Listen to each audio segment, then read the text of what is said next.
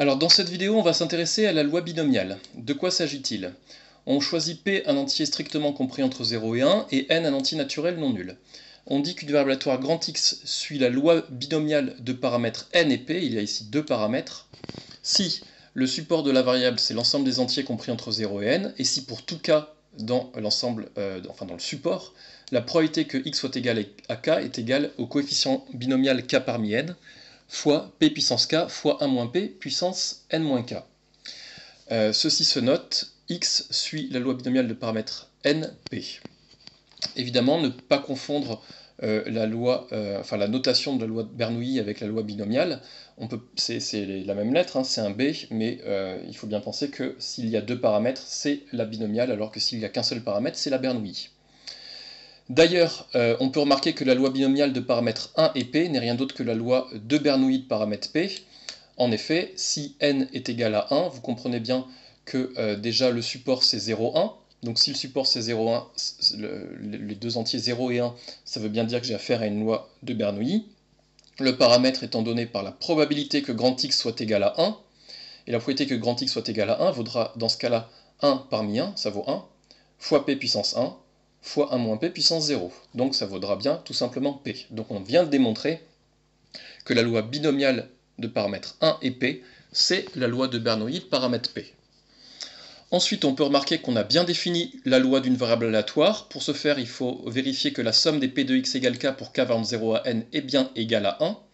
Donc je remplace, et ici je vois apparaître évidemment la formule du binôme, qui me donne P plus 1 moins P le tout à la puissance N, ça fait 1 puissance N, ça fait tout simplement 1. Donc on a bien démontré qu'on a bien affaire à la loi d'une variable aléatoire.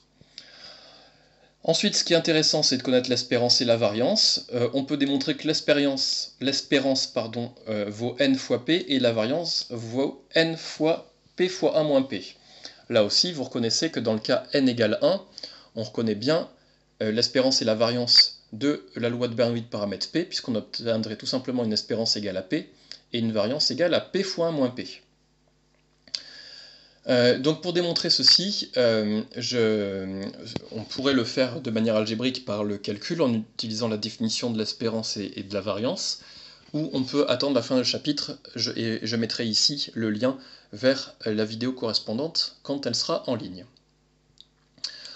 On avance, on va s'intéresser à un théorème particulièrement important, puisqu'il va nous donner une interprétation de ce que représente la loi binomiale de paramètres n et p.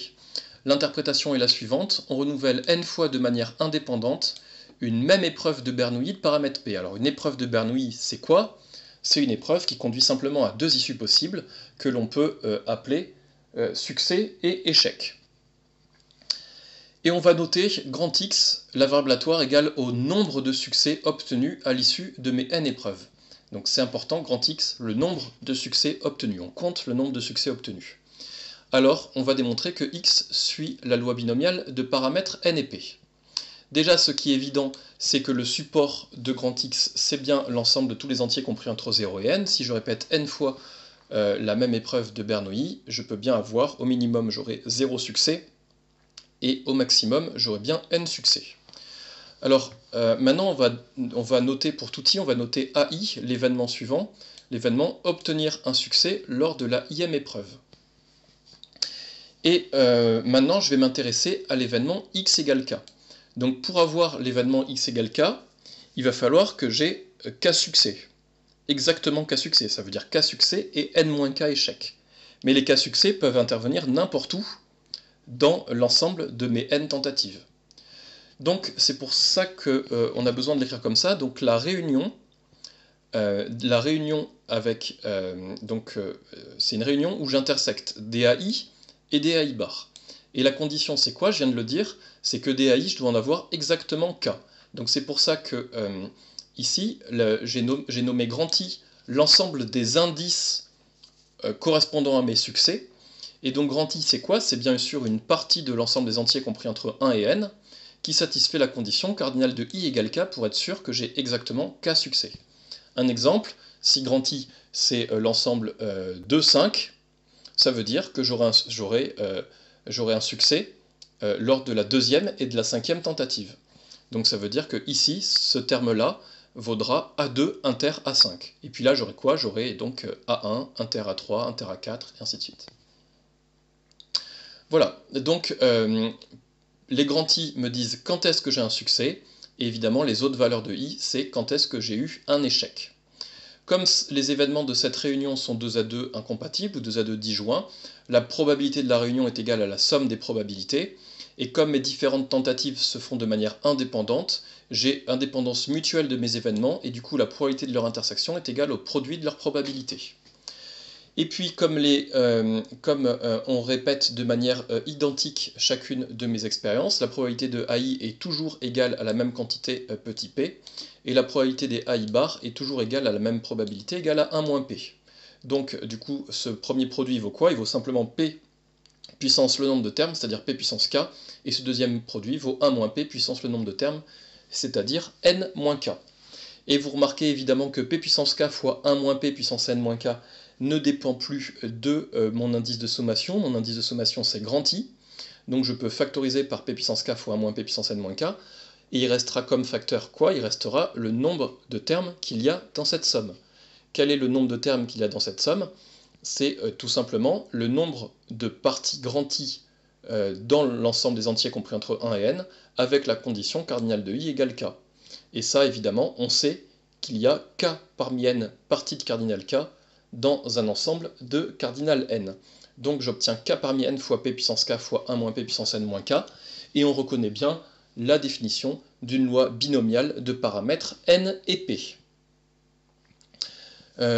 Une remarque, c'est que ici la variable aléatoire grand X qui apparaît dans ce théorème et donc dans cette démonstration n'est autre que la somme des indicatrices de AI.